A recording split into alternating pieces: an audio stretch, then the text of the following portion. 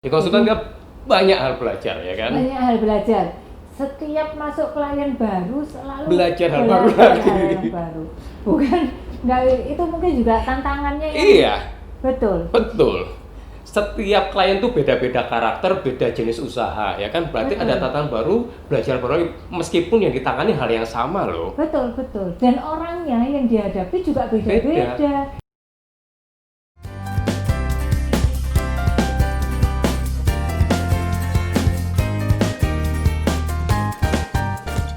Hai, ini adalah YouTube channel kami, NN Talks, yang kita bicara tentang SDM, tentang kita, karir, dan masa depan. Ini adalah YouTube channel kami yang pertama, dan seperti kami bilang tadi, bahwa kita akan bicara terkait dengan MSDM, tentang kita, karir, masa depan. Dan akhirnya saya ketemu lagi dengan teman lama saya, Ibu Novi, yang luar biasa. Sulung berapa tahunnya, nggak usah disebut ya. Sejak saya pensiun dari kantor yang lama mungkin ya. Sehat-sehat kan? Alhamdulillah sehat. Yang pasti kita tetap terus berkarya dan berkarir. Itu sih intinya kan. Betul. Dan di materi yang pertama ini kita akan membahas terkait dengan sebenarnya tentang diri kami berdua sendiri sih, ya kan, terkait dengan gimana kami membangun karir kami mulai dari awal sampai sekarang ini. Dan hingga akhirnya Bu Novi menjadi seorang owner dari perusahaan konsultan juga di bidang MSDM. MSDM itu manajemen sumber daya manusia loh ya, bukan yang lainnya. Ya, jadi Bu Novi ya, yang saya tahu nih ya sejak lama, ya kan, sepertinya Bu Novi ini apa ya istilahnya, visinya jelas banget untuk jadi seorang psikolog, benar nggak? Jadi ceritanya begini, saya itu kepingin jadi kuliah di psikologi. Iya. Itu sejak SMA. Jadi ketika kelas 1 itu udah kepingin, ketika mau datang jurusan tuh kita sudah milih-milih jurusan gitu kan. Nah terus dari sana kemudian salah satu pokoknya saya kepingin kuliah tuh di psikologi. Kenapa? Seperti itu. Nah saya Pasti waktu ada itu inspirasinya. betul, jadi zaman remaja saat itu kan. Saat itu ya. Saat itu SMP, Ya, SMA awal, ya. itu bacaan kita waktu itu gadis. Jadi majalah yang trending waktu itu gadis. Di sana itu ada artikel rubrik konsultasi psikologi gitu. Yang diasuh oleh Cica Busono. Oh, penyanyi zaman dulu ya. Penyanyi zaman yang terkenal saat itu yang Era itu kebetulan ya. dia juga psikolog gitu ya. Nah, Kirain Om Mama Om Papa. bukan. Masih remaja saya waktu itu. Ya. Belum waktunya baca Om Mama Om Papa. Iya, belum. Nah, dari sana kemudian saya kepingin nih kuliah psikologi karena saya melihat kok mulia banget seorang psikolog itu gitu ya. Jadi ada orang bermasalah, sama dia dikasih solusi, terus kemudian lega atau plong kayak gitu. Jadi Masalahnya kepinginnya begitu. teratasi. Betul. Kemudian Tapi ternyata nggak mulus. Waktu ada mau penjurusan, saya udah cari info nih, kalau mau kuliah di psikologi, maka harus jurusan ITS, karena waktu itu yang universitas yang negeri yang menerima yang ada fakultas psikologinya itu hanya 3, yang satu IPA. Jadi kemungkinan kalau saya masuk di psikologi, saya harus milih yang ini porsinya lebih banyak. banyak sosial ya. Banyak di sosial IPS-nya. seperti Oke. itu.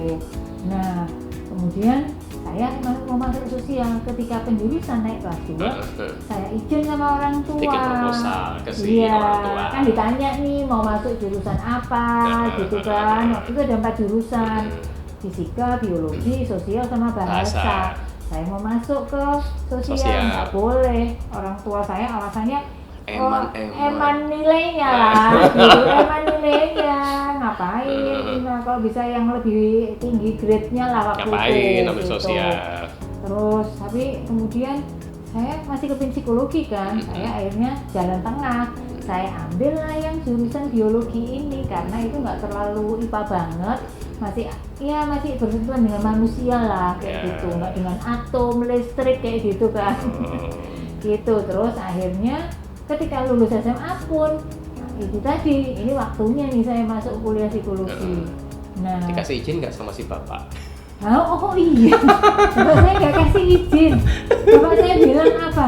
Kamu tuh judes, nggak cocok jadi psikolog. Jadi Ya tentara ampun, cocoknya ya. gitu kan. Judesnya itu ya. Karena si bapaknya juga seorang tentara. As well you know ya. Gitu. Terus akhirnya saya tetap masuk psikologi gitu kan, tetap masuk psikologi. Dan waktu itu ada 3 pilihan, Ya. 3 pilihan yang bisa 2 IPS, 1 IPA Ya. gitu. Yang 2 ini saya tetap ambil IPS, yang satunya satunya baru IPA. IPA. Dan dua-duanya psikologi kan.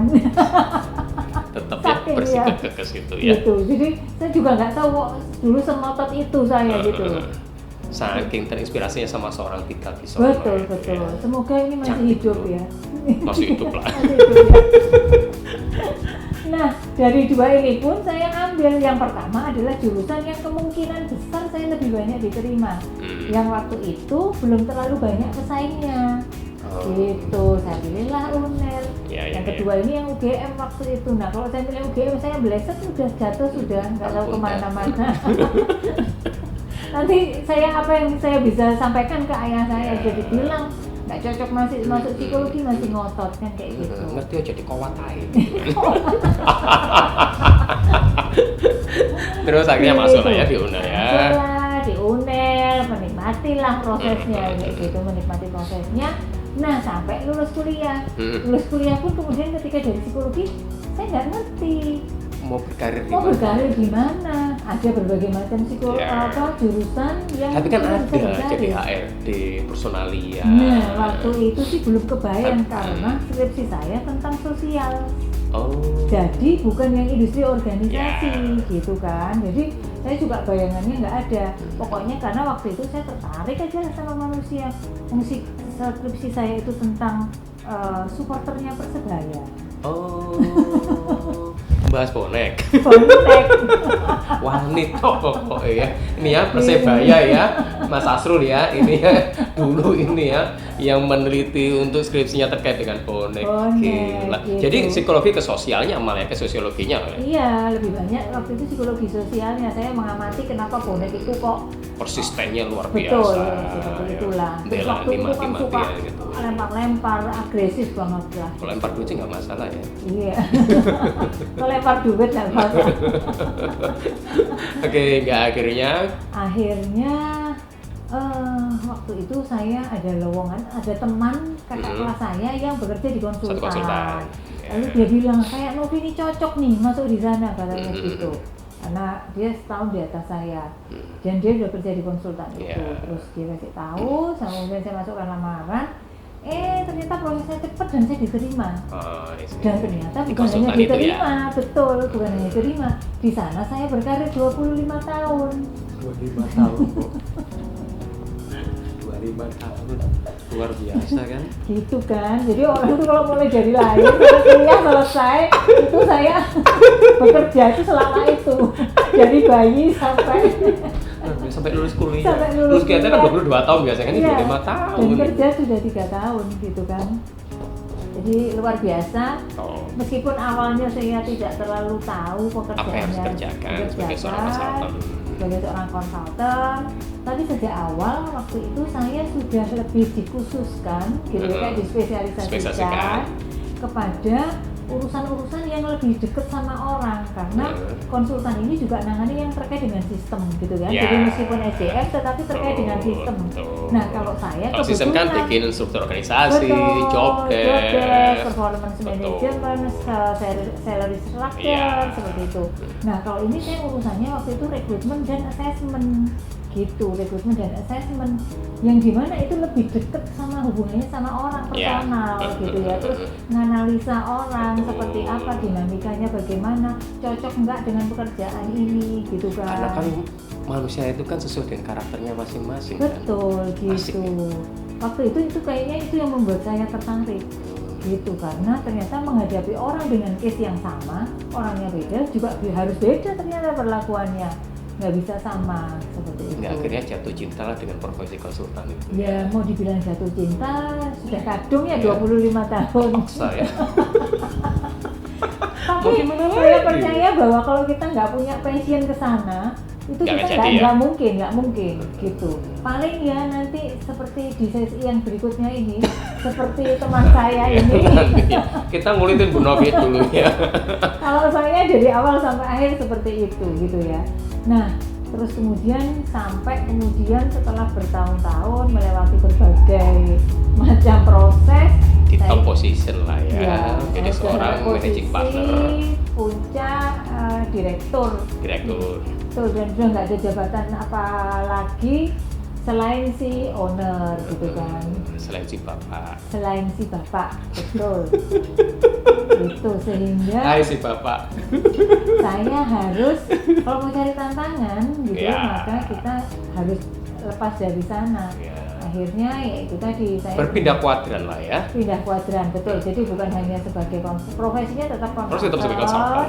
tetapi dari sisi yang berbeda. Betul. gitu. Dan bukalah kantor konsultan sendiri. Betul. Apa namanya, Bu? Akhirnya namanya Magnet Solusi Integra. Ini. Ini ya, Magnet Solusi Integra ya. Gitu. Yang dibuat ini ya, nanti akan muncul Iya, ya. ini adalah sebuah konsultan manajemen sumber daya manusia dan juga konsultan bisnis secara umum. Oke. Tapi Gitu. asiknya jadi konsultan apa sih? Asiknya jadi konsultan itu Traveling gini. ya.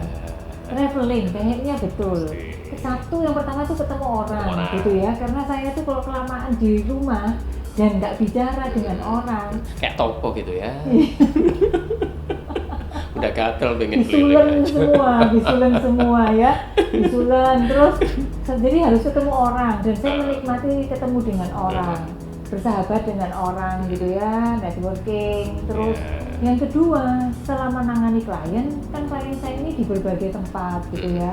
Ya, kita ketemu orang di tempat yang berbeda-beda Berbeda. gitu ya. Terus kemudian travelingnya itu kalau selesai tugas pasti kita jalan-jalan Jalan-jalan. gitu. Jadi siapapun yang mungkin pernah kenal saya, hobi saya salah satunya jalan-jalan dan belakrak kayak. belakrak.com. Dan kedua adalah kita bisa belajar apapun ya. Betul. Di konsultan kan banyak hal belajar ya kan. Banyak hal belajar. Setiap masuk klien baru selalu Belajar hal baru lagi. hal yang baru. Bukan, nggak, itu mungkin juga tantangannya ya. Iya, Betul. betul.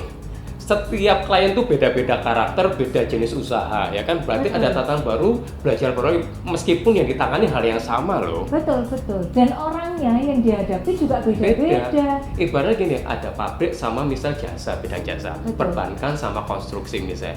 Walaupun yang kita tanganin hal yang sama, tapi juga bisa beda apa istilahnya approach-nya Betul. dan sebagainya. Karena pun karakter orang pabrik sama orang konstruksi sama orang perbankan juga Beda. sangat beda. Iya, iya. Itu Gitu. seru. Jadi, Belum lagi kalau kita disuruh belajar kemana, ya Betul. kan? Ikut seminar atau workshop seminar kemana. ya.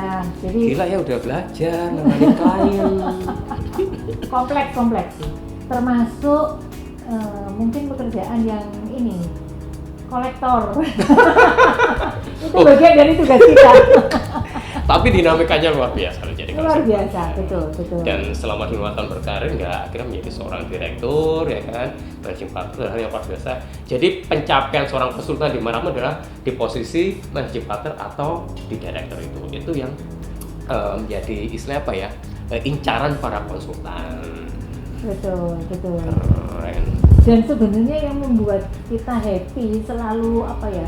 Istilahnya kalau orang bahagia tuh bahagianya tuh kayak snowball effect kayak gitu loh. Jadi makin lama makin besar kebahagiaan kita adalah dari kepuasan klien yang kita tangani. Ya, feedback dari klien. Betul, feedback dari klien. Kalau nggak gitu nggak bertahun-tahun dong jadi Betul, konsultan. memberikan referral Betul. seperti itu. Kalaupun nggak memberikan referral masih tetap bersahabat, Ya, masih tetap sampai bisa sekarang. berkomunikasi, saling tukar informasi. Masih seperti chat-chatan. ini. Betul. Seru kan? Seru banget. Capek sih karena kita traveling a lot ya kan, Iya. di mana-mana dari satu kota ke kota yang lain, gitu kan. Dan harus tetap kelihatan happy loh. Jadi kita mau sumpah, mau pusing, mau sakit, tetap kelihatan happy di depan klien. tetap kelihatan fresh depan klien, Fresh dan harus tetap kelihatan. dan tetap kelihatan smart lo ya. Ya betul. Itu yang susah jadi seorang konsultan itu ya harus tetap kelihatan smart. Bagi seorang klien, konsultan adalah dewa penolong dia. Betul, Gila, ya. gitu. Kayak psikolog tadi kan, kayak psikolog. Jadi bermutasi lah gitu ya. Jadi kalau psikolog itu individu yang ditolong, kalau konsultan itu udah kepuasan mereka Organisasinya atas itu ya. sistem yang kita Sistem yang kita berikan ke dideliverkan itu. mereka. Oke, seru. Seperti Itu dari Bu Novi ya, luar biasa pengalamannya bertahun-tahun, 5 tahun menjadi seorang konsultan di bidang MSDM. Dan seru sih sejak awal sudah fokusnya jadi seorang psikolog. Kalau saya sendiri ya, yang penting kita mau belajar itu intinya. Walaupun kita nggak punya background bidang itu, tapi kita mau belajar, mau kerja keras, insya Allah posisi yang top juga akan tercapai, ya kan?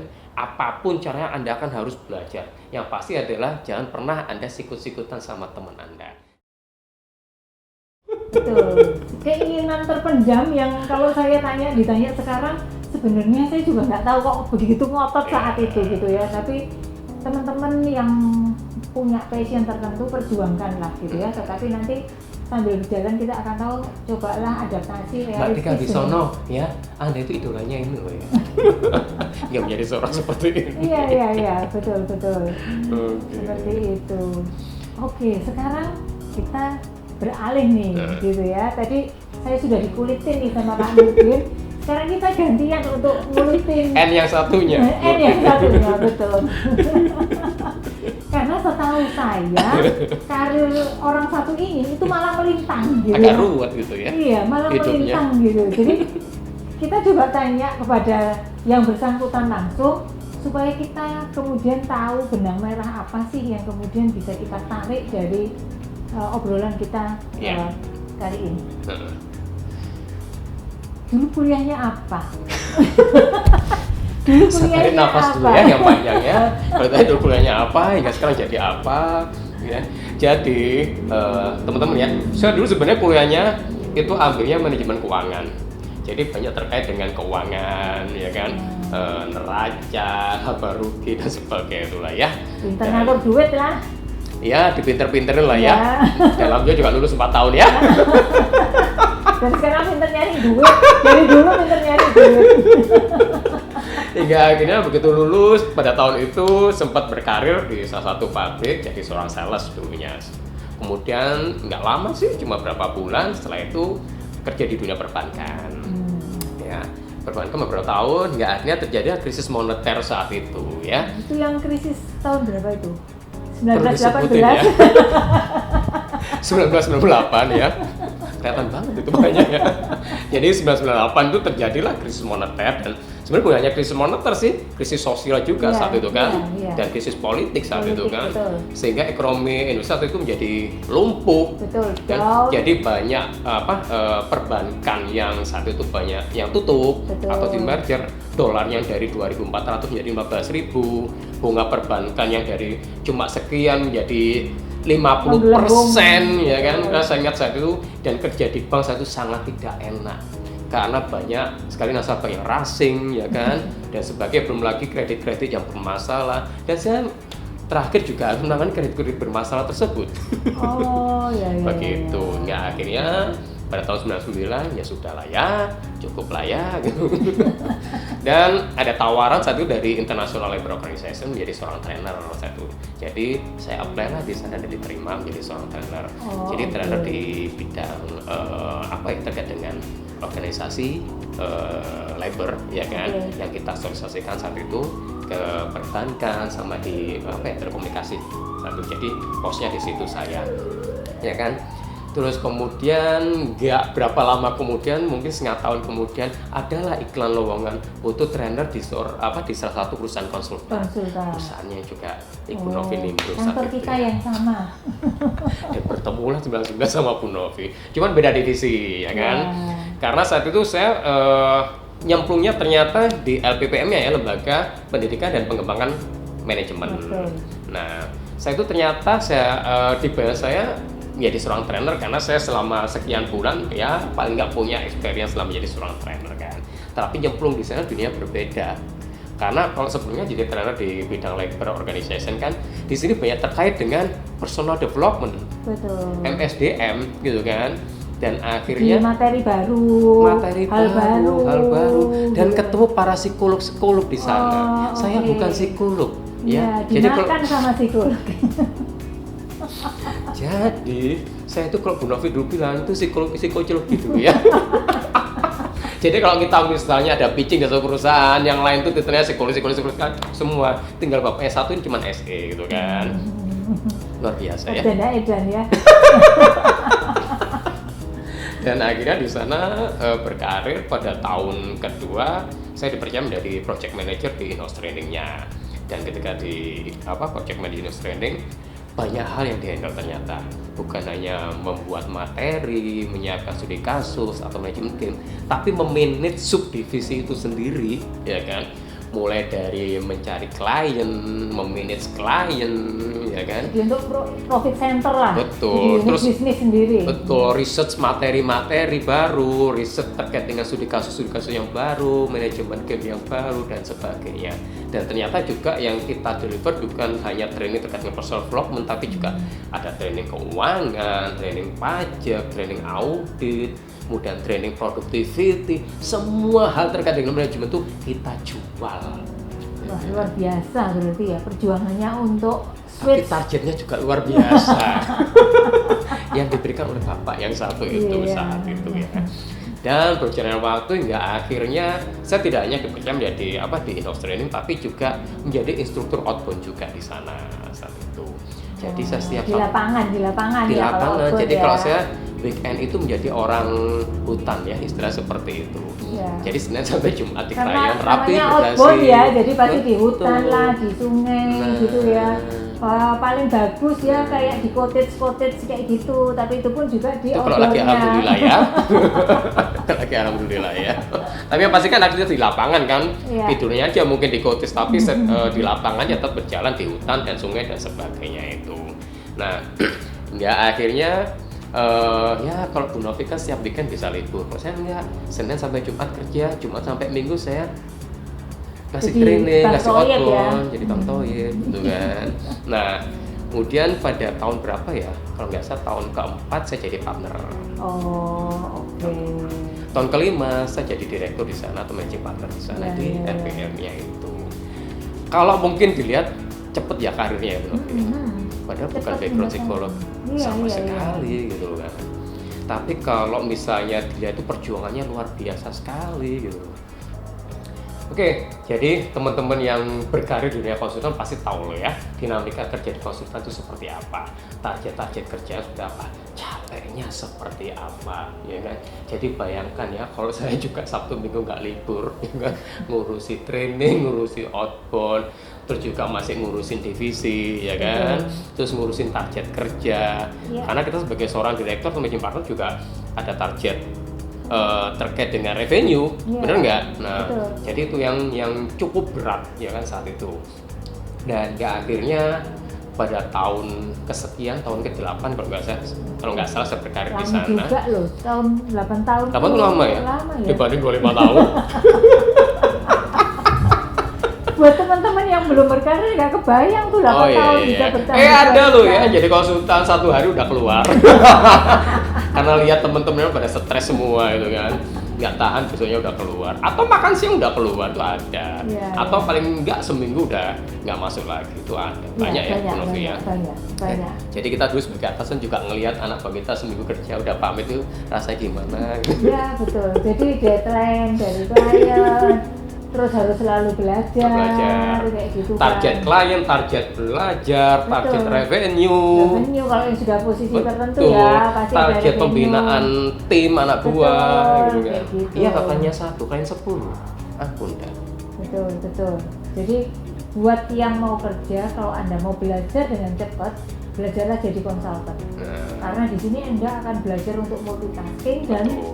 tadi itu mau nggak mau kita akan diakselerasi untuk bisa belajar banyak hal dengan cepat. Iya. Betul. Dan pasti manajemen stres kita luar biasa Betul. saat itu. Jadi kalau sudah biasa di konsultan, melihat orang-orang stres yang biasa di kantor, urusan kecil-kecil itu buat kita bukan masalah. Jadi akhirnya tahun ke-8 saya resign lah ya dari konsultan tersebut. Saya sempat jadi seorang HRD di suatu perusahaan. Tapi juga nggak lama gitu kan, 1,5 tahun kalau nggak salah. Setelah itu ya tadi penyakit dari seorang sudah di posisi top ya kan. Akhirnya cari new challenge ya. Betul. Betul nggak? Cari istilahnya apa tadi? Pindah kuadran. Pindah kuadran gitu. Hingga akhirnya saya berkarir berkecimpung di dunia kreatif ya kan. Jadi saya akhirnya mendirikan Surabaya Creative Design di sini ya. Surya apa? Surabaya Creative Design itu nanti bisa juga dicari di website juga ada ya kan. Jadi intinya gini dari obrolan kita ya kan di video pertama kami ini, ada dua yang berbeda nih. Ada satu sudah punya visi jelas sejak awal menjadi seorang psikolog dan tercapailah cita-citanya, persisten di sana hingga mencapai top position. Ada orang yang nggak jelas ini sejak awal nih ya kan, orang manajemen keuangan, kemudian berkarir di bidang perbankan pernah, di NGO pernah, internasional NGO pernah, terus di konsultan pernah, sekarang dan di dunia kreatif, ya kan. gitu. Tapi satu hal yang pasti adalah ketika saya masuk konsultan, yang saya senang adalah apa? Saya bisa belajar banyak hal di sana. Betul.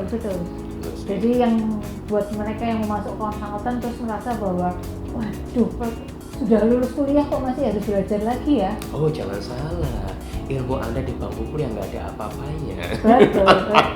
Itu yang mau saya katakan. Jadi kalau Anda mau pengen kelihatan smart, bukan kelihatan smart beneran, jadilah seorang konsultan. Dan jadi yang bisa diambil dari Bu Novi adalah kalau Anda sudah sejak awal punya visi yang jelas, persisten di sana, insya Allah akan tercapai. Betul. Dan selama kita bekerja, itu proses belajar tuh nggak pernah berhenti loh. Sampai sekarang. Setiap hari. Betul. Makanya benar sih sebenarnya belajar tuh dari mulai kandungan hingga tiang lahat itu benar sih sebenarnya, gitu kan. Iya. Jangan pernah berhenti belajar. Dan tidak ada sesuatu yang dicapai dengan instan atau mudah.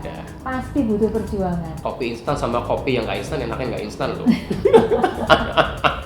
Semua orang tahu. Iya, jadi gini ya. Intinya gini, yang pasti kalau saya sendiri ya, yang penting kita mau belajar itu intinya. Walaupun kita nggak punya background bidang itu, tapi kita mau belajar, mau kerja keras, insya Allah posisi yang top juga akan tercapai.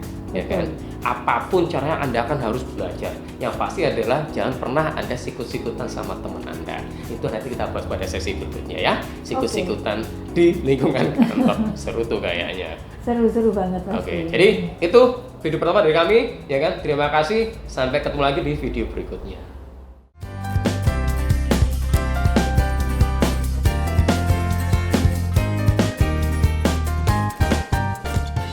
Bicara tentang SDM, kita karir dan masa depan. Masih bersama kami berdua, NN Talks ya kan di sini, Nurdin dan Novi.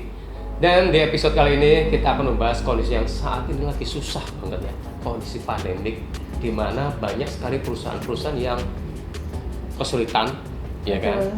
Dan bagi mahasiswa-mahasiswa yang lulus saat ini, yang baru ini, pasti juga akan bingung mau cari pekerjaan di mana dan seperti apa yang harus dilakukan. Sudah wisuda nggak ada, ketemu temen foto-foto juga nggak ada, pakai toga juga nggak ada, kondisi susah saat ini, terus masa depannya seperti apa, kira-kira ada kerjaan nggak ya bagi mereka. Nah di sini kami akan membahas berdua ya. Betul. Gimana Bu Novi? Jadi situasi kita sama-sama tahu situasi ekonomi lesu gitu kan, karena lesu, nggak ada permintaan barang, permintaan menjadi sedikit, pembatasan orang untuk melakukan usaha seperti aktivitas, itu, aktivitas, makin banyak kota yang PSBB seperti itu. Kemudian orang dilarang untuk keluar rumah gitu kan, perusahaan-perusahaan yang karyawannya banyak, mereka harus meliburkan karena nanti takut di antara karyawan ini ada yang terkena COVID-19 sehingga kemudian berpotensi menular ke semuanya. Ini adalah hal yang sangat ditakutkan oleh pemerintah. Jadi sekarang semuanya sedang tiarap gitu. Karena industri sedang tiarap, maka bagaimana? Bisnis lesu. Betul. Ekspor juga susah, impor juga susah, barang nggak ada. Betul, pengiriman barang nggak mudah dari satu kota ke kota yang lain seperti itu.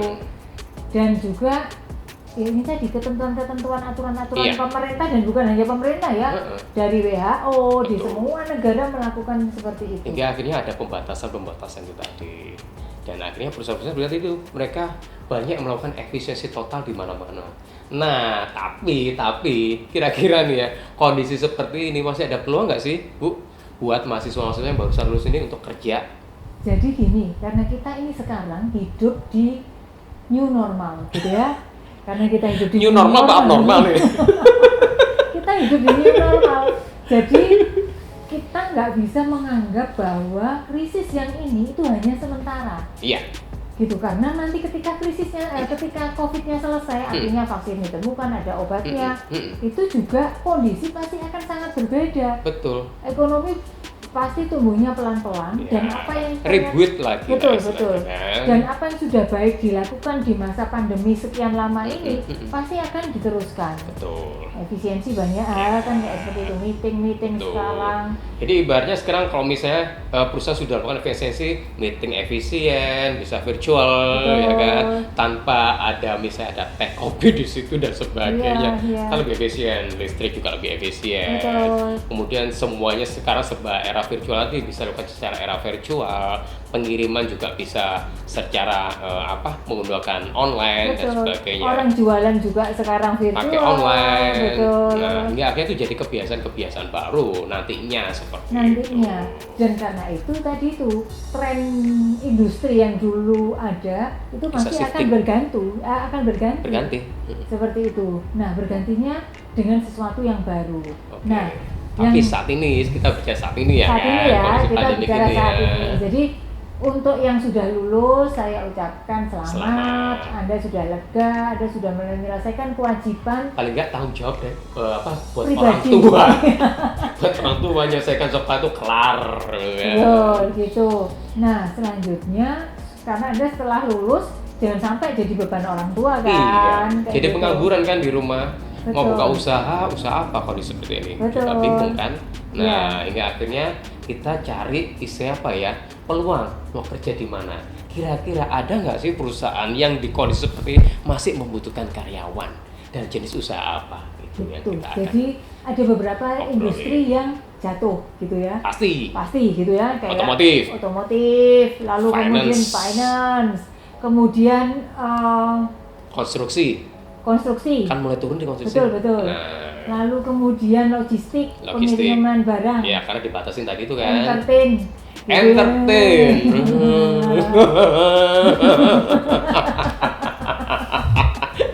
Sudah penuh makna ini. Sudah berdarah-darah ini ya, karena nggak ada tanggapan. Betul, entertain, bahkan terus juga ini penerbangan yang aviation, Iya, aviation, maritim, betul. kayak gitu, itu pasti. itu. Travel, hotel, hotel malah apa lagi? Iya, Kasihan betul. travel dan hotel itu ya. Betul,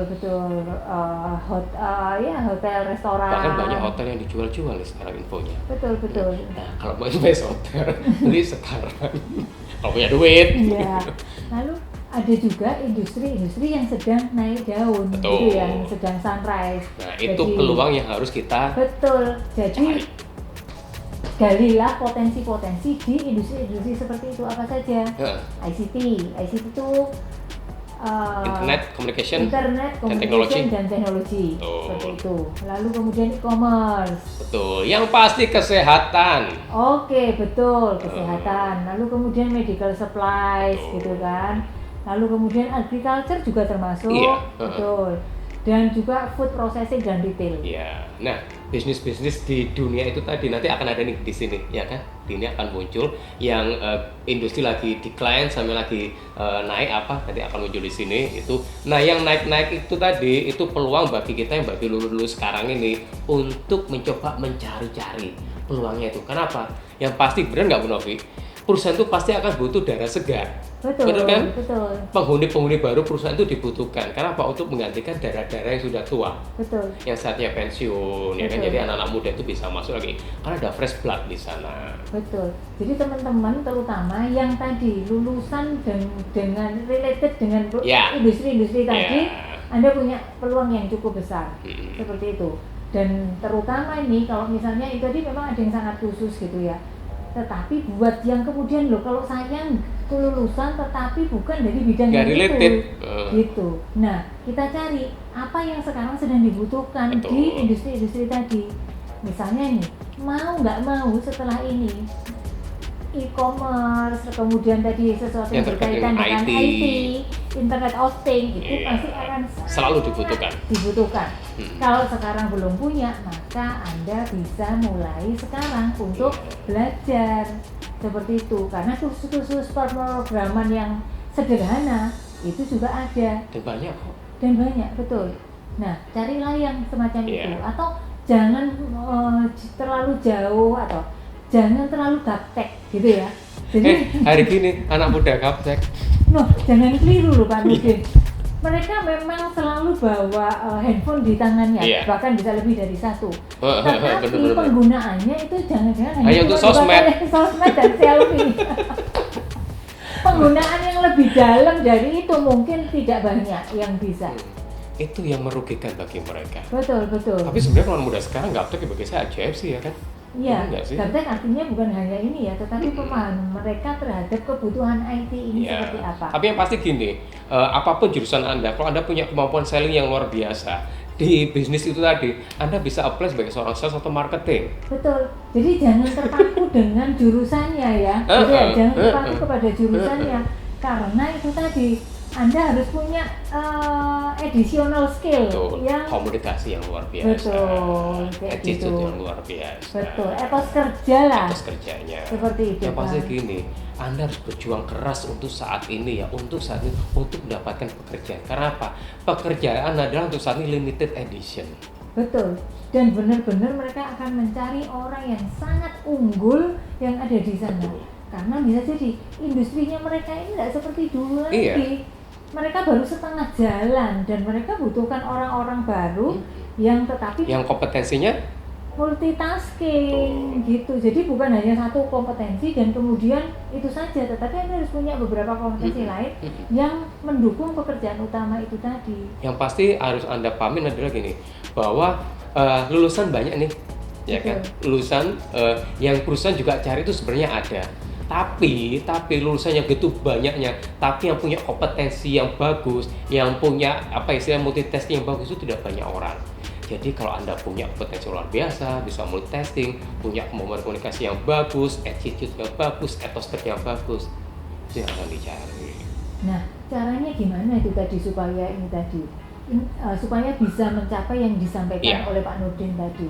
Nah, ini kan Anda sudah lulus nih, kemudian waktunya banyak nih, karena nggak mungkin keluar kemana-mana, nggak mungkin Lagi di kursus rumah aja, kan? keluar gitu ya. Jadi carilah sekarang kursus-kursus online. Ya tuh lagi training-training tren kan, yang webinar. online. Betul. Gitu, yang mau yang related sama bidang kita, Iya. ataupun yang sifatnya umum.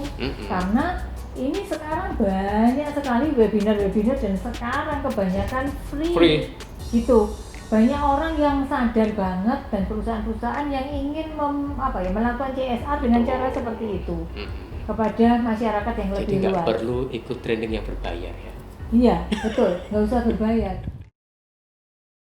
Jadi kalau saya mau mengatakan nggak ada kata sekarang ini kita ini karena Pandemik ini pandemik tidak ada peluang sama sekali. nggak ada peluang dan Ada. kemudian kita juga nggak melakukan apa-apa. Betul, masa mau gelimbang-gelimbung di kasur doang, ngapain? Iya, betul. Nggak produktif gitu. kan gitu loh. Tapi pasti badannya sakit semua dah, orang muda yang energik terus kemudian gelimbang-gelimbung. Setelah lulus jangan sampai jadi beban orang tua kan. Iya, kayak jadi gitu. pengangguran kan di rumah. Mau Betul. buka usaha apa kalau seperti ini? Betul. Kita bingung kan? Nah, Iya. hingga akhirnya kita cari istilah apa ya? Peluang mau kerja di mana? Kira-kira ada nggak sih perusahaan yang di kondisi seperti ini masih membutuhkan karyawan?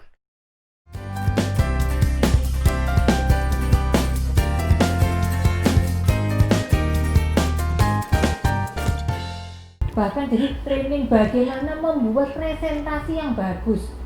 Slide presentasinya Iya. itu loh, karena kalau kita bikin presentasi itu kan bukan cuma kumpulan kata yang Betul. ditulis, tetapi harus informatif, Iya. harus menarik. Dan Karenanya- kalimatnya harus bisa berbicara dengan Betul. baik. Jadi yang namanya kalimat itu harus berbicara, bukan kita yang ngomong berbicara enggak, tapi kalimatnya itu seakan-akan berbicara. Itu yang susah. Betul. Jadi bikin slide untuk presentasi, coba Anda belajar itu. Ada Bikin kursisnya CV lebih yang baik. bagus, Nah, ya. betul. Itu juga Anda bisa belajar buat webinar, nggak perlu bayar. Betul, bikin CV. Tetapi yang penting nanti bukan CV-nya loh, tetapi kualifikasi yang kita tuliskan di sana. Jangan lupa. Oke, cara pertama adalah untuk attract recruiter Iya. dengan kita buat CV yang bagus. Karena Tapi- gini ya, orang kan melihat orang ini pada pandangan pertama nih ya kan. Betul, Nah, betul. tampilan Anda di CV Anda yang ditulis di CV Anda itu bagi kita tuh attract nggak gitu kan? Kalau nggak attract ya lewat. Betul. Walaupun Anda sebenarnya punya IPK sebagus apapun Betul. ya kan, terus kemudian Anda punya attitude sebagus apapun, tapi pertama kali performer yang dilihat adalah CV dan foto Anda. Foto Anda menarik untuk dilihat secara profesional apa enggak? Jangan foto Allah yang dibikin ya kan? Tapi seringkali saya mengamati begini loh Pak Nurdin. Hmm. Orang-orang yang tanda kutip pinter ya, pinter tuh artinya secara IPK Iya. tinggi dan sebagainya. Intelektualnya. Betul, mereka confidence. Mm-mm. Itu mereka itu seringkali menganggap bahwa Itu tidak penting, bener nggak? Iya betul, jadi mereka menganggap bahwa kemampuan yang ada di diri mereka itu penting. Jadi mau bikin foto yang bagus, CV yang bagus itu Tidak menurut penting mereka lagi. nggak penting. Padahal nggak mungkin. Sekarang ini Anda kayak misalnya nih sedang ada di lautan yang kemudian orang harus nolong Anda gitu Iya. kan. Maka Anda harus tuh benar-benar attracting orang sehingga mencolok sehingga kemudian Anda yang akan ditarik untuk Betul. kemudian diwawancarai lebih dalam lagi. Kan sebelum proses wawancara kan Anda apply aplikasi Anda kan gitu. Nah, aplikasi Anda itu yang menceritakan tentang diri Anda dan Betul. bisa menjadi attract apa tidak gitu. Kalau tidak attract walaupun Anda pinter, ya sorry to say, bagi seorang personaly atau HRD Anda akan dibuang. Kenapa? Bagi mereka Anda tidak menarik. Kenapa? Di kertas Anda standar-standar saja. Betul. Karena gini, IPK tinggi, mohon maaf, IPK tinggi tidak menjamin Anda bisa bekerja dengan baik dan benar loh ya. Betul, betul. Pengalaman kita berpuluh tahun kita menemukan banyak sekali IPK luar biasa, ternyata ya udah. Iya, karena, Dan iya, karena ketika kerja itu nggak perlu hafalan. Perlu orang yang punya etos kerja yang luar biasa. Seperti itu. Jadi tadi itu, terus yang berikutnya adalah Anda masih simulasi nih, latihan wawancara. Nah, latihan wawancara artinya gini, loh kan saya belum dipanggil wawancara, gimana saya mau latihan? Kan seperti itu pertanyaannya misalnya. Nah, Anda bisa simulasikan. Coba sih cari browsing. Biasanya wawancara itu apa aja yang ditanyakan, gitu ya. Jadi ketika wawancara. atau nanti deh ya kita ada edisi sesi khusus betul. teknik interview yang benar dan sebagainya. Oke. Kita harus berpenampilan seperti apa, Betul. masuk ke ruangan interview seperti apa, cara duduknya seperti apa, sampai salaman seperti apa. Betul, Oh, betul. itu poin yang penting bagi Oke, nanti seseorang kita bikin diwawancara. sesi khusus. Tetapi yang mau saya sampaikan di sini adalah Anda mesti Menyiapkan dulu. mempersiapkan apa yang sekiranya nanti akan ditanyakan pewawancara dari CV yang dibuat. Gitu. Nah, cara Anda menceritakan itu harus benar-benar luar biasa. Artinya Anda harus punya pengetahuan yang luas, punya sesuatu yang benar-benar berisi yang bisa diceritakan dari CV yang dibuat. Paling nggak Anda latihan dulu, bener nggak? Betul. Walaupun misalnya nanti tidak dipanggil, at least ketika sampai akhirnya Anda dipanggil, Anda sudah latihan, sudah siap. Daripada Anda nggak latihan, nggak siap sama sekali, ketika di interview Anda gagap loh. Seringkali seperti itu, ya kan? Kelihatannya karena interview itu bukan sekedar kita datang dan ngobrol, bukan. Itu bukan hanya simple. Dari situ kita sebagai calon user Anda itu menggali Anda banyak, bukan hanya dari apa yang Anda sampaikan, bahkan dari gestur Anda pun Anda akan diamati, Betul, ya kan? gitu. Jadi nanti ya siapin untuk wawancaranya. Lalu ada lagi yang penting, ketika mungkin pas setelah pandeminya lewat, karena biasanya pada wawancara akhir itu nanti kan kandidat diminta datang, karena harus ketemu sama usernya langsung, atau pengambil keputusannya seperti itu, atau Anda harus diminta untuk mempresentasikan sesuatu hanya dalam waktu misalnya 5 menit. 5 menit. Tapi Anda harus bisa mendeskripsikan sebuah hal dengan sangat luar biasa. Nah, Anda harus punya kemampuan melakukan presentasi yang baik juga. Dan membuat materi yang baik pula. Betul. Jadi tadi sudah membuat materinya oke, maka bagaimana menyampaikan materi tersebut dalam waktu yang singkat. Dan itu perlu latihan. Betul, karena apa? Misalnya ini, sebuah tugas untuk silakan presentasikan dalam waktu 5 menit, definisi sukses menurut Anda. Nggak Gitu, gampang. nggak gampang. Sukses bukan artinya penghasilan besar, jabatan tinggi. Kita nggak bisa seperti itu. Jadi harus ada hal lain yang kemudian itu dikaitkan dengan nilai-nilai kita, dengan tujuan kita nanti bekerja, Terus visi jangka kita nanti ke depan panjang, seperti apa, seperti terkait dengan itu. kehidupan kita. Nah, ini adalah sesuatu yang benar-benar nggak bisa disepelekan. Iya. Dan karena itu kemampuan melakukan presentasi itu beda loh dengan kemampuan berbicara. Termasuk tadi menjual, termasuk kemampuan menjual bisa jadi akan juga sedikit berbeda dengan kemampuan presentasi. Iya. Seperti itu. Betul. Jadi benar-benar ini ya harus Iya. dipersiapkan supaya ini di masa-masa seperti ini Anda Sudah ada kan benar-benar- tadi perusahaan-perusahaan lagi tetap membutuhkan, ya Betul, kan, yang di betul. kurva tadi itu ya kan.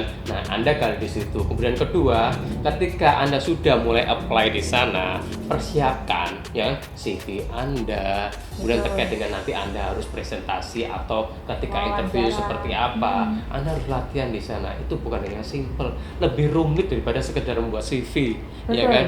Karena apa, bisa jadi sepintar apapun ketika di interview Anda bisa grogi loh. Loh, dan bisa jadi yang interview bukan cuma satu orang. Kalau yang Panel. interview presiden Panel. direktur, dia udah duduknya di kursi yang tinggi, terus dia jelek gini. Itu bisa ngintimidate kita loh ya, Betul, bisa betul. mengintimidasi kita loh. Apalagi misalnya panel yang interview bukan hanya satu orang, Betul. bisa 3 orang. Betul. Bener nggak? Betul. Jadi jawaban kita harus sinkron nih dengan yang lainnya. Nggak boleh asal. Jadi benar-benar harus dipersiapkan dengan baik. Dan untuk mempersiapkan itu, yang dipersiapkan bukan hanya diri Anda loh ya, tetapi knowledge, kemudian hal-hal yang berkaitan dengan pemahaman Anda terhadap bidang kerja atau terhadap bisnis perusahaan itu Anda harus persiapkan, termasuk tahu bukan hanya company profile-nya, Iya. tetapi harus tahu misalnya kompetitornya, produk unggulan yang mereka punya, produk mereka yang tidak laku di pasaran, isu-isu yang terkait dengan Terkini. perusahaan ini di masyarakat, atau kemudian isu-isu yang sekarang peraturan-peraturan yang sedang relevan dengan bisnis mereka. Itu harus Anda Itu pahami harus semua. tahu. Karena Gitu. kan bisa jadi ketika di interview tanyain gimana pendapat Anda tentang perusahaan kami. Betul. Jadi kalau saya mau mengatakan nggak ada kata sekarang ini kita ini karena Pandemik ini pandemik tidak ada peluang sama sekali. nggak ada peluang dan Ada. kemudian kita juga nggak melakukan apa-apa. Betul, masa mau gelimbang-gelimbung di kasur doang, ngapain? Iya betul. Nggak produktif gitu. kan gitu loh. Tapi pasti badannya sakit semua dah, orang muda yang energik terus kemudian gelimbang-gelimbung. Makin gemuk dong. Jadi Ya. bukan hanya yang sakit badannya, nanti otaknya juga sakit. Jiwanya sakit. Jadi gini, yang pasti ya peluang akan selalu ada, ya kan, tinggal Anda mau nggak cari peluang itu, ya. Kemudian kedua tadi ketika Anda sudah ada peluang itu, sudah tahu peluang itu, cari dan kejar peluang itu, bikin aplikasi, ya kan, kemudian siapkan apa tadi teknik interview nanti itu apa? Betul. Entah Anda nanti dipanggil atau tidak dipanggil untuk interview, Anda harus siapkan itu semua. Karena apa? Ketika Anda akhirnya dipanggil, Anda sudah siap. Kalaupun tidak dipanggil, Anda cari peluang lagi, ya kan, seperti Betul, itu. betul. Yang pasti tidak ada kata untuk putus asa. Saya dulu ingat ketika pertama kali lulus dulu, saya kalau nggak salah kirim lamaran itu ada 20-30 aplikasi ke perusahaan-perusahaan, ya. Yang diterima mana ya udah gitu kan, seperti itu. Apalagi kondisi seperti sekarang sangat limited. Jadi kalau Anda diterima bekerja untuk kondisi saat ini, Anda luar biasa. Anda limited people yang luar biasa, seperti itu, ya. Jadi ini yang kita bahas kali ini, bahwa kondisi pandemik bukan berarti kita tidak ngapa-ngapain, kita harus tetap cari peluang. Ya Bu Novi ya. Betul. Jangan berhenti, tetaplah bergerak. Kemudian Tetap dari beraktivitas. situ tetap beraktivitas. Karena dari sana nanti Anda akan mendapatkan hal-hal baru yang kemudian mendorong Anda, karena itu juga akan mendekatkan mimpi Anda gitu ya, Betul. mimpi Anda kepada harapannya. Dan tetap cari duit. Kalau nggak ada duit nggak makan. Betul, betul. Dan kalau kita nggak kerja nggak ada dibanggain ke orang tua kan? Betul, bukan hanya ke orang tua, Calon mertua. ke calon mertua ya. Ke pacarnya juga. Lu ngapain? Pengangguran kagak deh. Oke, gitu ya dari kami untuk saat ini. Sampai ketemu lagi di video berikutnya.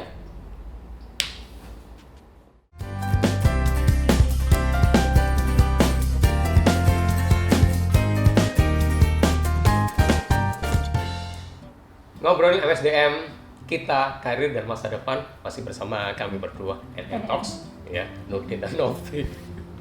Kenapa nama kita N semuanya? Kita sehati. Sama-sama Novembernya soalnya ternyata, ya. Oke deh. Jadi di episode kali ini kita akan ngobrolin ya bagaimana menjadi seorang mahasiswa plus yang positif ya, bukan yang negatif ya. Kenapa sih kita ngobrolin mahasiswa plus? Karena kita berdua Ibu Novi ya seringkali menemukan aplikasi di CV, entah itu kalau dulu kan zaman dulu kita masih bentuknya paper, terus sekarang bentuknya berupa email kan. banyak sekali aktivitas di CV-nya itu ya tidak banyak. Betul. Hanya aktivitas pendidikan, IPK berapa, betul. Terus selesai. nggak ada nilai jualnya sama sekali gitu. IPK gede sih 3, sekian, tapi tidak ada yang mensupport itu untuk membuat kita attract dan akhirnya oh ini loh yang kita cari, benar nggak? Betul. Nah, mahasiswa plus itu apa sih sebenarnya? Jadi begini, ketika kita ini lulus dari bangku kuliah dan kemudian kita bekerja, maka sebenarnya pada saat itu ilmu yang kita miliki, mohon maaf ini, itu hanya kita pakai untuk basic saja. Karena dunia kerja itu benar-benar berbeda. Kira-kira ketika kuliah dan sekolah itu hanya berapa persen dipakai di dunia formal? Ya, ijazahnya mereka yang dipakai untuk masuk. Pasti, ijazahnya masuk. Betul. Ya kan? Dan ya background itu keilmuannya lah, menurut saya 20%. 20% aja. Betul. Karena nanti aplikasi, kan kita kalau sudah bekerja, kita bicaranya aplikasi dari ilmunya, bukan ilmu murninya. Betul. Kan. Kita juga ketemu orang, berorganisasi dengan orang, bukan aja berorganisasi dengan paper, ya kan? Kalau kuliah kan kita berorganisasi dengan laptop dan paper. Betul. Bener kan? Kalau kerja kita berinteraksi dengan orang, berorganisasi dengan orang. Dan dituntut untuk benar-benar produktif dan menghasilkan kinerja. Terus kalau ada masalah-masalah di dunia pekerjaan, kita harus bisa solving dengan baik. Betul. Bener nggak? Betul. Terus kita berinteraksi dengan rekan kerja, berarti kita harus komunikasi dengan baik. Bener nggak? Betul. Dan kalau kita bekerja, kita itu nggak bisa milih punya bos siapa, punya teman siapa. Betul. Kita kan nggak kenal sama sekali. Itu dunia baru kecuali yang kita nggak kenal. Mereka yang kerja di perusahaan keluarga, punya babenya, punya neneknya, ya itu sih terserah. Tapi nggak banyak. Nggak banyak, betul. Jadi karena kita ini tidak bisa milih kita bekerja di perusahaan apa, punya atasan seperti apa, dan bawahan karakternya teman seperti apa, maka life skill yang sebenarnya harus dilatih selama kita kuliah itu yang harus kita miliki. Jadi kalau kemudian baru setelah lulus baru kemudian kita berpikir, ya sudah terlambat, salah start. Iya. Betul. Nah, that's why kenapa Anda ketika kuliah jangan hanya kuliah pulang kuliah, baru masuk kuliah pulang, masuk baru kuliah. Bukan hanya kuliah, pacaran pulang. Pacaran pulang. Jangan seperti itu. Atau ke kantin. Betul. Jadi banyak sekali ya layer-layer yang dibutuhkan dunia kerja, dan itu harus Anda mulai ketika kuliah. Misalnya nih, ikut seminar terkait dengan apa? Entah komunikasi. Betul, komunikasi. Kemudian komunikasi itu bisa komunikasi kita ikut dengan organisasi. Orang. Betul, organisasi. Terus kemudian public speaking-nya seperti itu.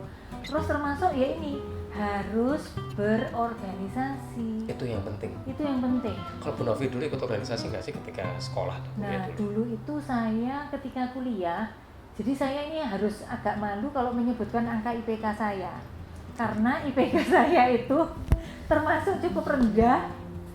Ya, tapi saya nggak menyesali karena saya waktu itu IPK rendah tidak menjamin Anda tidak sukses ya. IPK tinggi tidak menjamin Anda jadi orang sukses. Itu harus dicamkan ya. Terima kasih.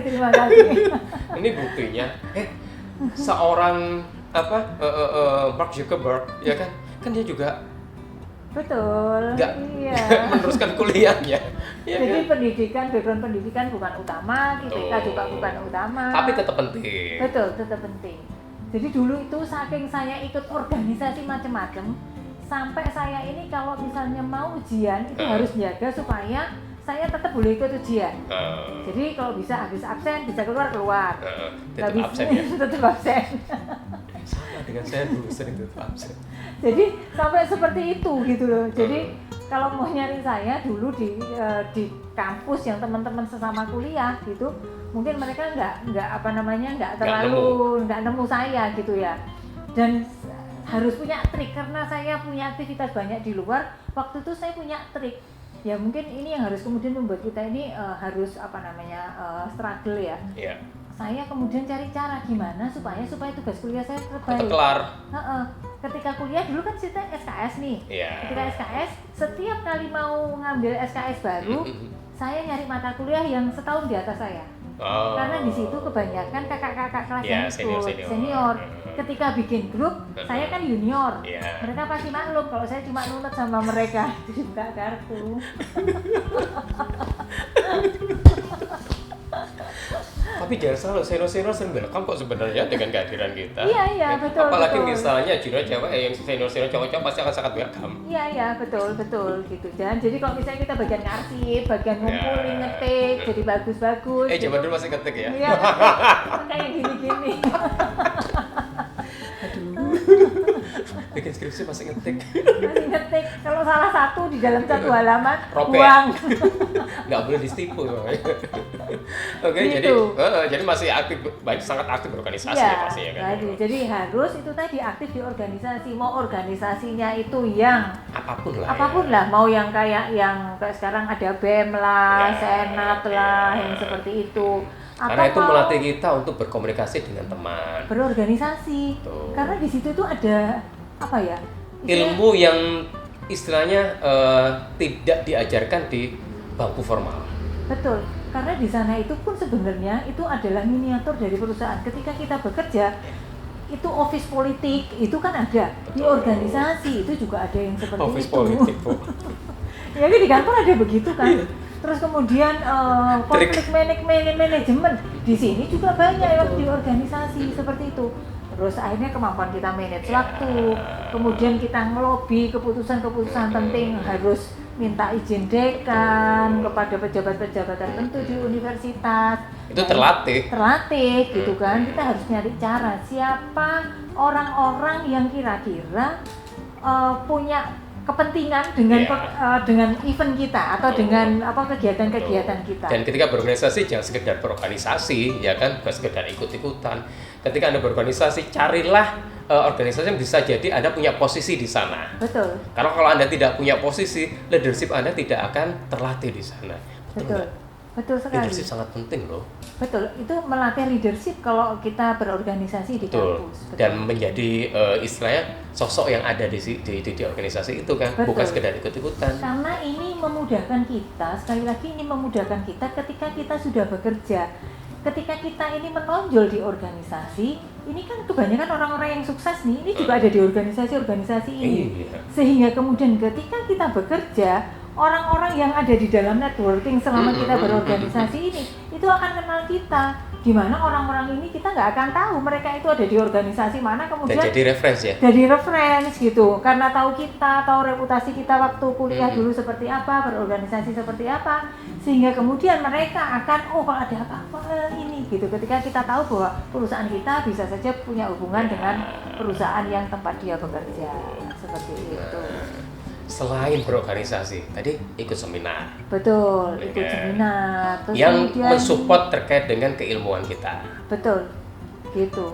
Jadi ikut penelitian-penelitian yang diadakan dosen. Ya, saya dulu juga ikut, jadi istilahnya apa ya, diminta dosen saya membantu ya kan, Betul. project mereka. Betul. Dan dapat duit waktu saya masih ingat. Bener, seneng banget. Dapat duit. Yang pasti ada pengalamannya luar biasa. Saat itu adalah saya harus ke instansi tertentu, Iya. harus komunikasi dengan instansi tertentu. Yang anak cupu kuliahan saat itu ya kan, yang nggak tahu apa-apa, mau nggak mau harus berani masuk ke instansi tertentu dan berkomunikasi dengan orang tersebut. Betul. Itu yang mahal sebenarnya. Kemudian apalagi seminar, ikut project. Ikut proses sama dosen, terus itu tadi asisten dosen Asisten juga bisa dosen. gitu kan. Karena dengan menjadi asisten dosen kita akan terbiasa untuk ini tadi berkomunikasi Ya. dengan mahasiswa-mahasiswa, ngatur waktu lah, kemudian bekerja cepat, smart untuk kemudian nilai-nilai Betul. praktikum dan sebagainya itu segera terkumpul seperti itu. Atau ikut yang lainnya bisa juga ikut kegiatan-kegiatan yang unit kegiatan, mau pecinta alam, mau tenis, mau yang Apapun bela lah. diri lah, paduan suara. Tapi yang penting gini ya, nanti nilai kita jangan sampai under dari yang diminta oleh pasar. Betul. Misalnya diminta oleh pasar minimum berapa sekarang ya? 3 ya kalau ya. Sekarang masih ada yang minta 275 masih ada. Masih ada. Nah, jangan sampai di bawah itu yang pasti. Betul, ya. Tetapi sebenarnya kebanyakan rata-rata itu sudah 3. Ketiga rata-rata sekarang. Jadi IPK Anda jangan sampai di bawah 3 ketika Anda aktif berorganisasi, aktif ikut ini, ikut itu. Itu yang harus tetap dipertahankan, ya kan? Aktif boleh, ya kan? Tapi juga mempertahankan nilai juga tetap. Itu yang diperlukan. Karena apa? Kalau Anda nilainya di bawah itu, yang di bawah permintaan pasar, Anda juga nggak akan dilirik, bener nggak? Betul. Ya kan? Jadi dilempar seperti itu. Misalnya gini, tanggung jawab pendidikan ada, tapi Anda punya plus-plus yang lain tadi itu yang dinilai dilihat oleh perusahaan. Oh, ini yang tak cari. Dia sudah organisasi, punya bekal, ikut seminar apa, workshop apa, jadi asisten dosen dan sebagainya. Bahkan kalau misalnya di CV itu kan juga ditulis mulai dari sekolah SD ya, kalau nggak salah pendidikan SD, SMP, SMA hingga kuliah. Nah, kalau saya dulu mulai SMP udah aktif berorganisasi gitu kan, mulai ikut OSIS, ikut Palang Merah, ikut ini itu. Jadi sebenarnya saya dulu kalau sekolah itu berangkat pagi, pulangnya malam. Iya. Sampai siang sekolah, siang sampai sore aktif organisasi. Saya tuh ngelayap kemana kan, tetap butuh ngelayap kan gitu kan. Ya. Sampai rumah capek nggak ngerjain PR. Tapi subuh bangun ngerjain PR kan seperti itu. Jadi itu yang akan terikat. Oh, anak ini mulai sejak SMP, SMA sampai kuliah tetap dia konsisten beraktivitas gitu kan. Betul. Itu yang banyak akan membantu kita untuk dilihat oleh perusahaan. Itu sih, ya enggak? Iya, betul. Jadi ikut misalnya tadi ikut yang unit-unit kegiatan tadi, itu sebenarnya itu kan juga kita misalnya di seni tari. Karena kita punya hobi nari, kemudian kita bisa juara gitu kan. Ikut event-event seperti itu, paduan suara sampai menang nasional, kemudian tingkat apalagi lah, mungkin ada tingkat dunia, regional dan sebagainya. Itu kan sesuatu yang membanggakan. Betul. Gitu. Apalagi misalnya ketika kuliah Anda juga nyambi kerja. Betul. Kerja freelance ya sifatnya. Ya, yang tidak mengganggu aktivitas kuliah Anda. Tapi kalau Anda benar-benar kuliah terus Anda nyambi kerja secara formal, ini akan terdistract kuliahnya. Kebanyakan seperti itu. Tapi kalau freelance seperti saya dulu ketika kuliah saat itu ada yang namanya pameran. Satu ada Jatim Expo. Saya juga terlibat di sana. 1 bulan saya di Jatim Expo. Jadi kelar kuliah, saya kuliah kan pagi, ya kan, jam 8 sampai jam 10 kelar itu saya akan ke pameran, dapat duit juga, dapat ilmu yang lain juga. Terus ketika saya apply di perusahaan dulu, pernah jadi apa? Nah, dapat duit, dapat ilmu, dapat connecting, ya kan, dapat networking, itu luar biasa. Ada satu lagi loh. Apaan? Exchange study. Oh ya. Jadi zaman sekarang nih banyak sekali informasi-informasi, kesempatan-kesempatan dibandingkan kita dulu. Jadi banyak sekali peluang untuk kita bisa bertukar pelajaran, bertukar dengan mahasiswa di luar negeri, dengan universitas-universitas tertentu yang ada di luar negeri. Nah, kesempatan seperti itu yang harus kita cari. Iya. Jadi kalaupun kuliah jangan hanya jadi mahasiswa yang kutu buku seperti itu, karena itu tadi Anda harus melatih life skill Anda untuk kemudian nanti supaya siap di dunia kerja. Dan lagi kalau di dalam psikologi pada umur-umur seperti itu adalah masa dewasa awal. Masa dewasa awal itu setelah orang pencarian diri gitu ya, remaja pencarian diri. Yang masih labil-labil. Kemudian mulai matang lah, terbentuklah bagaimana nanti bekerja dengan profesi seperti apa, punya misi apa gitu. Jadi kan. Kalau Anda kuliah, Anda masih labil itu ajaib. Cukup itu ketika SMP sama awal SMA ya. Iya, jadi sebenarnya proses pembentukan identifikasi kita, kematangan kita tentang minat yang akan kita geluti di pekerjaan pada saat kuliah. Dan saya lebih respect kepada mahasiswa-mahasiswa yang dia tuh telat lulusnya, tapi ketika dia telatnya karena dia exchange study. Oh iya. Benar nggak? Iya. Dia keluar selama 1 tahun atau 2 tahun, ya kan banyak yang menjalin itu kan. Kemudian dia kembali lagi ke kampusnya karena exchange study itu. Biasanya kan mereka akan balik lagi ke kampusnya dan ikut kuliah mulai dari yang dia tinggalkan dulu kan gitu. Nah, jadi dia lulus 5 tahun atau 6 tahun, tapi ada reasonnya dia telat lulusnya itu kenapa, dan itu adalah positif, dan itu adalah nilai plus juga. Iya, yang tadi diceritakan yang exchange study yang kemudian harus ngikut itu kalau exchange study-nya dia di luar program, karena sekarang ada juga program yang double degree. Jadi artinya mereka di luar, mereka kembali ya sebenarnya tugas-tugas yang di sini sudah selesai sehingga mereka nanti akan dapatkan 2 gelarnya. Atau pertukaran budaya lah. Iya, pertukaran budaya, karena sekarang juga ada yang cuma 2 bulan, 3 bulan, tidak sampai seperti setahun, itu. Betul. setahun ya kan nggak zaman dulu itu kan. Iya. Jadi carilah kesempatan-kesempatan seperti itu.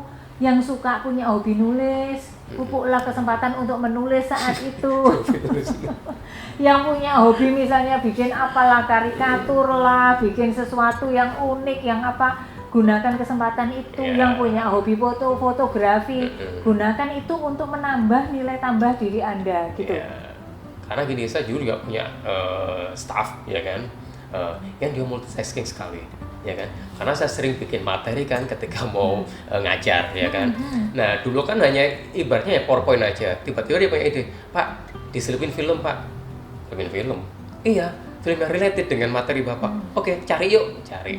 Kamu bisa ngedit nggak? Bisa Pak, dia nih yang ngeditin. Nah plus kan di mata saya ada bonus nih buat dia. Betul. Jadi keterampilan tambahan yang kita miliki, yang kemudian nanti akan support pekerjaan kita.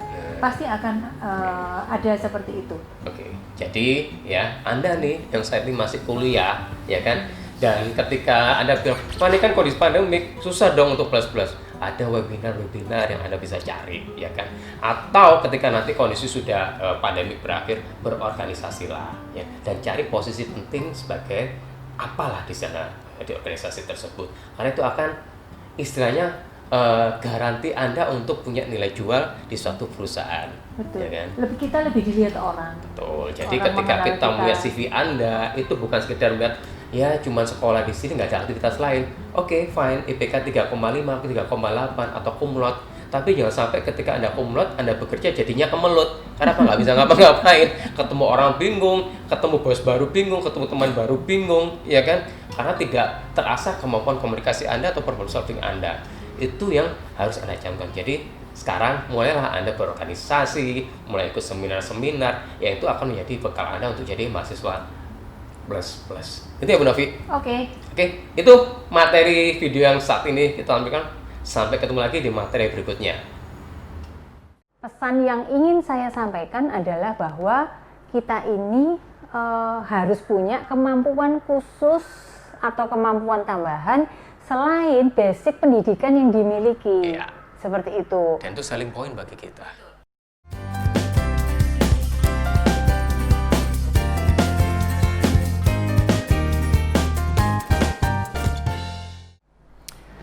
Oke, masih di channel kami berdua, ya kan? NN Talks, ya kan?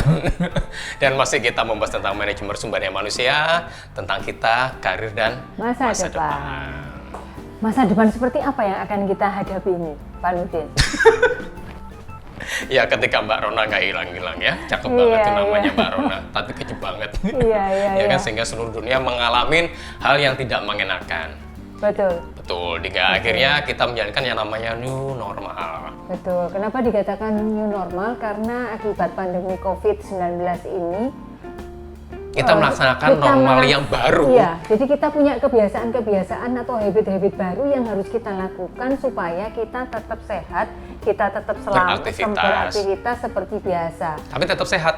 Betul, dan tetap sehat. Dan karena itu maka kita melakukan hal-hal yang baru, misalnya cuci tangan lah, terus kemudian harus jaga jarak, gitu. Terus kita nggak bisa jalan-jalan sembarangan ke tempat-tempat umum, mesti pakai masker, gitu kan. Atau misalnya meeting dengan klien juga tidak bisa lagi too close, atau meeting dengan rekan kerja juga tidak bisa too close, ya kan? Harus ada jarak. Itu kan hal yang tidak nyaman. Hal yang tidak nyaman, dan mau nggak mau memang kemarin akhirnya harus kita jalani. Iya. Dan karena situasinya belum pulih dan mau nggak mau kita harus mulai beraktivitas. Iya.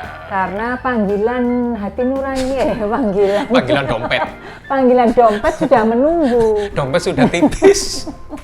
Jadi kita harus tetap beraktivitas meskipun selama ini kita tetap bersemangat, tetapi aktivitas harus segera mulai kita lakukan secara normal kembali. Dan ketika COVID ini berjalan, ya kan selama ini kan banyak sekali yang perusahaan melakukan work from home. Betul. Efisiensi mengurangi jumlah pegawai, Betul. Hingga akhirnya ruangan-ruangan perkantoran banyak yang sepi, Iya, ya kan? Kemudian juga produktivitas akhirnya turun dan sebagainya. Nah, ketika new normal ini banyak sekali perusahaan yang akhirnya berpikir bahwa saya harus tetap melakukan efisiensi. Karena apa? Itu akan istilahnya apa ya Bu Novi ya? Jadi gini, kalau dulu misalnya nih meeting kalau misalnya luar kota nih, kita punya beberapa cabang atau punya beberapa unit usaha. Meeting misalnya di head office lah, di salah satu cabang gitu ya, misalnya meeting apalah akhir tahun evaluasi. Costly akhirnya kan. Nah, ternyata setelah dengan cara yang baru ini, meeting pakai virtual pun lebih efisien. Oke, dan gitu oke dan juga. tetap tercapai mau nggak mau kan kita harus jalani dan ternyata bisa juga seperti itu. Nah, jadi itu kan efisiensi tuh. betul. Traveling kita nggak bisa kan, pesawat bukan hanya pesawat, kereta api lah, bus segala macam Darat, laut, dan udara lah pokoknya. betul segala macam transportasi dibatasi sehingga mau nggak mau kita ya harus meeting jarak jauh. Akhirnya apa beberapa cara harus dilakukan gitu kan. Kirim bahannya dulu, suruh pelajari, terus kemudian minta masukan kembali. Kita sudah meeting sebelum meeting formalnya itu dilakukan. Betul, sudah pre-meeting istilahnya. Betul, sudah pre-meeting sehingga ketika kumpul semua tinggal poin-poin penting yang perlu diambil keputusan misalnya, kemudian diambil langkah-langkah baru itu yang sekarang akan dijalankan. Dan otomatis akhirnya kan juga perusahaan-perusahaan sekarang tidak lagi akan banyak rekrut SDM. Oke, pada akhirnya kan perusahaan-perusahaan banyak melakukan efisiensi kan ketika sudah terbiasa ada yang WFH, pengurangan pegawai kan selama ini ada kan beberapa perusahaan. Nah, ketika new normal perusahaan-perusahaan kan akan mungkin bisa jadi melakukan hal yang seperti itu juga, tidak akan nambah jumlah pegawai. Rekrutmen baru pun akan sangat-sangat terbatas. Ada tapi selektif dan terbatas. Nah, di sini kita juga akan membahas nanti kira-kira sektor apa saja yang punya chance untuk tetap dapat pekerjaan seperti itu. Ketika kondisi perusahaan sudah banyak yang sepi, kantor-kantor juga sudah banyak yang sepi, ya kan? Nah, sehingga kalau mungkin dulu kita paham yang namanya mobile office, benar nggak? Ya, kita bisa kerja dimanapun dan kapanpun. Itu sih yang mungkin akan dilakukan oleh banyak perusahaan. Ketika banyak sektor yang misalnya tentang keuangan, ya kan? Sekarang sudah pakai sistem penggajian, pakai sistem IT, bahkan beberapa pekerjaan yang misalnya sifatnya kreatif, butuh keahlian tertentu, itu nggak harus dikerjakan semua di perusahaan. Dan perusahaan tidak perlu lagi meng-hire orang-orang untuk duduk di jabatan itu, bisa jadi loh ya, bisa jadi. Misalnya perusahaan tersebut membutuhkan untuk desain produk. Perlu nggak dia meng-hire orang khusus untuk digaji secara bulanan untuk desain produk itu? Atau misal terkait dengan membranding? Belum tentu sekarang membutuhkan itu lagi. Nah, orang-orang yang punya kompetensi bisa desain produk, ya kan, bisa membuat image branding dan sebagainya, itu akan di-hire sebagai seorang freelancer. Termasuk ini bikin script writer seperti itu. Terus kemudian mungkin juga beberapa orang perlu kemampuan public speaking gitu ya. Seperti itu. Terus kemudian untuk marketing online seperti itu. Yang menarik ada orang yang punya kemampuan public speaking yang bagus. Bisa jadi ke depan orang-orang atau perusahaan-perusahaan itu dia tidak perlu meng-hire orang untuk menggaji bulanan yang bisa melakukan presentasi dengan baik. Bisa jadi itu akan jadi profesi yang baru, ya kan? Dia punya keahlian untuk presentasi suatu produk ketika perusahaan butuh untuk pitching atau untuk apa istilahnya bidding, tender. Nah, ikut tender. Nah, profesi presenter yang baik itu dibutuhkan oleh perusahaan. Benar nggak? Jadi nggak seperti kayak sekarang nih kita kenal advokat atau lawyer gitu kan. Perusahaan kan nggak perlu nih hire advokat atau lawyer karena nggak setiap saat mereka ada kasus kan. Mereka pakai jasanya ketika konsultan ketika mereka ada masalah. Ini juga seperti itu. Ketika mereka butuh orang tertentu, ahli tertentu, maka orang itu akan di-hire. Pesan yang ingin saya sampaikan adalah bahwa kita ini harus punya kemampuan khusus atau kemampuan tambahan selain basic pendidikan yang dimiliki. seperti itu. Dan itu selling point bagi kita. Betul, karena begini nih, tanpa meremehkan perguruan tinggi, tetapi sebenarnya ketika seseorang ini lulus kuliah, itu ilmunya itu benar-benar basic sekali yang bisa dipakai di dalam pekerjaan. Dan di episode sebelumnya kita udah bahas iya, ya, betul. Mahasiswa plus itu, ya kan? Betul. Jadi orang harus punya, kalau bahasa ini T-based skill, artinya seperti huruf T, orang itu harus satu punya keahlian yang sangat dalam terhadap bidangnya, karena ini akan menjadi core kompetensinya dia. Lalu yang berikutnya ini adalah kemampuan penunjang yang lainnya yang akan membantu dia untuk sukses selain kemampuan dasarnya ini. Nah ini tadi yang sudah kita sebutkan macam-macam. Sebenarnya yang di sini tuh itu adalah sebenarnya menyumbang 60% dari kesuksesan seseorang. Betul. Benar nggak? Yang ininya ini sebenarnya hanya 40% doang, gitu kan? Benar nggak Bu Novi? Betul. Dan karena itu ini tadi, satu, kita punya tantangan nih. Tantangannya adalah satu, kita harus punya keahlian benar-benar ahli di bidang kita. Dua, kita punya kemampuan yang mensupporting keahlian kita. Kalau misalnya ini bahasa asing tetap lah ya, meskipun bahasa Inggris itu sudah makin banyak orang yang bisa, tetapi kuasailah bahasa asing yang lainnya. Seperti itu, karena itu akan memudahkan.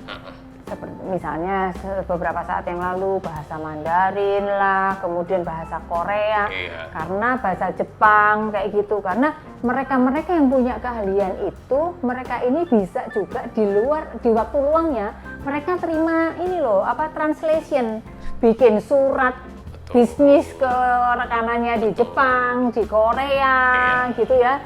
Bahasa-bahasa khusus yang sebenarnya sekarang industrinya mulai booming seperti itu. Dan itu akan mendukung mereka untuk semakin kemampuan atau kompetensi layarnya semakin banyak. Betul. Benar nggak? Iya. Dan yang selain keahlian-keahlian yang kita sebutkan teknis tadi, yang lainnya adalah kemampuan hubungan interpersonal. Ini akan menjadi pintu pembuka kesuksesan yang sudah dimiliki seseorang. Dan interpersonal sekarang ketika di new normal bukan lagi interpersonal langsung ketemu secara face to face. Betul. Ya kan, bisa jadi interpersonal sekarang adalah ada jarak dan virtual. Nah, kemampuan berbicara secara virtual itu juga sangat dibutuhkan. Betul. Benar nggak? Kita presentasi secara virtual itu juga sangat dibutuhkan. Iya, betul. Jadi itu yang hal-hal yang kita mesti miliki gitu ya, dan saya anjurkan ini teman-teman ini yang masih muda, yang energinya sedang luar biasanya untuk mulai ngasah nih, jangan cuman puas dengan ijazahnya, gitu ya. Karena ijazah ini nggak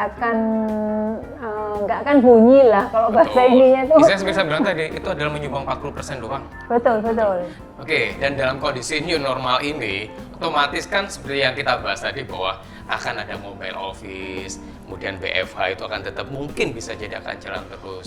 Nah, challenge terbesar adalah ketika kita sudah tidak lagi ngumpul dalam satu office atau dalam satu tempat, di mana kita sudah jarang ketemu dengan atasan kita, kita jarang lagi ketemu dengan rekan-rekan kerja kita yang biasanya mereka mensupport kerjaan kita butuh apa-apa, kita butuh teman kerja kita, mereka bisa support. Butuh diskusi langsung. Atau ketemu dengan atasan untuk diskusi secara langsung. Untuk konsultasi. Betul. Atau gitu. atasan yang sering kali mengingatkan kita terkait dengan deadline atau target kerja. Betul. Nah sekarang ketika kita melakukan BFH atau kita mobile office, support system di perusahaan sudah tidak seperti itu lagi. Nah kendalanya sekarang di mana? Di diri kita sendiri, benar nggak? Betul. Jadi kendala untuk mempertahankan produktivitas itu sebenarnya adalah, kalau bisa dikatakan itu masalah baru atau tantangan baru buat kita semua, seperti itu. Karena ini tadi kita harus menjaga mood kita, semangat kita untuk tetap bisa beraktivitas normal dan tetap produktif meskipun mungkin hawanya itu bau-bau rumah gitu ya.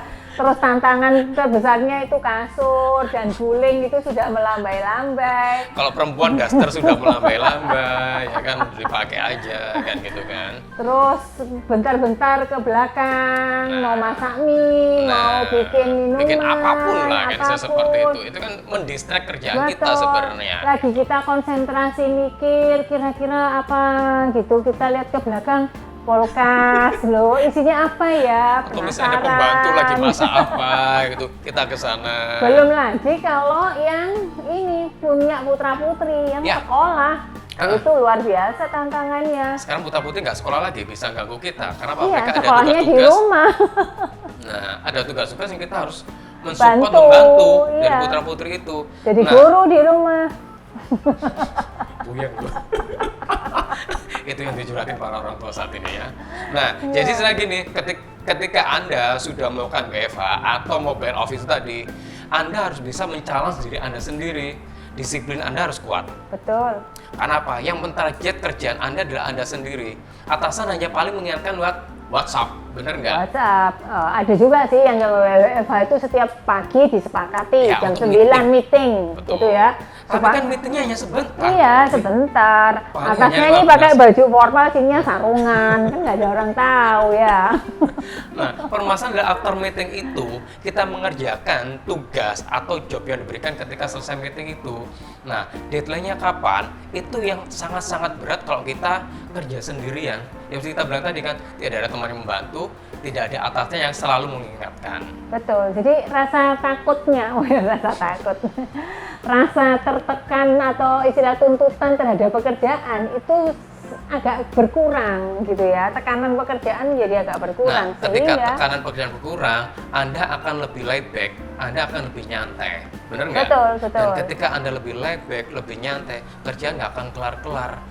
Jadi disiplinlah Anda, ya kan? Kemudian ingat bahwa ketika Anda tidak punya rekan kerja atau partner secara apa istilahnya di office lagi, di rumah sudah tidak ada, ingatlah bahwa Anda harus mengerjakan itu sendiri.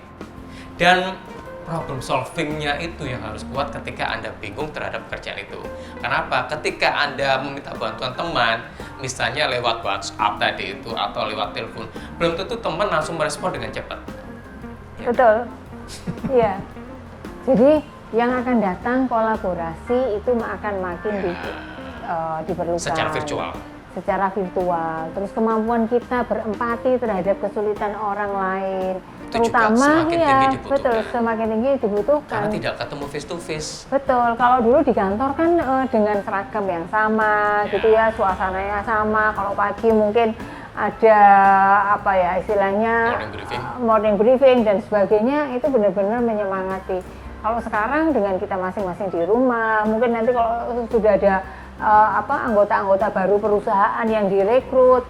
Anggota perusahaan direkrut itu belum tentu ketemu dengan kita loh. Betul, makanya kan kalau sehari-hari kita masih ketemu, tahu kebiasaannya. Kalau ini kan kita hanya ketemunya sesekali. Secara virtual. Betul, secara virtual karena itu kemampuan empati, kemudian kemampuan komunikasi yang baik dengan atasan.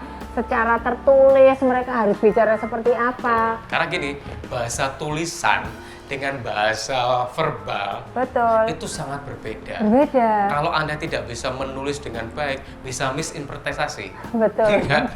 Maksudnya apa, dipahamin apa. Betul. Karena kalau kita menyampaikan langsung, gesturnya kan kebaca ya, tekanan kata-katanya, pilihan katanya, itu kita bisa atur irama cara menyampaikan seperti itu kita bisa atur. Nah, tetapi ketika ini tadi sudah jauh, makanya itu tanda-tanda bagaimana kita harus mensupport teman kerja, itu harus lebih kita tingkatkan. Jadi intinya gini, ketika new normal berjalan, ya kan, yang pasti kita bilang tadi bahwa kita bisa bekerja dimanapun nantinya. Betul. Ya kan, perusahaan akan semakin efisien, rekrutmen akan juga tidak akan semakin banyak. Ya kan, kemudian kita tidak akan sering ketemu dengan rekan kerja kita atau dengan atasan kita. Kalaupun ketemu pun waktunya sangat terbatas, karena apa? Ada protokol-protokol yang harus kita jalani. Ikuti, ya. Nah, disiplin diri kita itu yang harus kuat.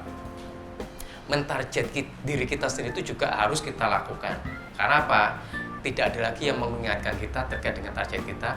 Paling ya hanya sewaktu-waktu aja atau tidak sesering ketika kita di kantor ketemu dengan atasan. Ketika sudah mulai deket deadline biasanya kan baru dikejar kayak itu gitu. sih, jadi yang mendistrak Anda terkait dengan apa di rumah, ketika Anda berada di rumah, itu tolong diminimalkan.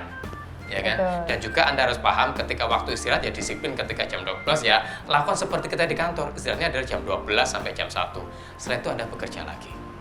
Itu dari kami untuk episode New Normal. Yang entah sampai kapan kita nggak tahu ya. Itu dari kami, sampai ketemu lagi di episode berikutnya.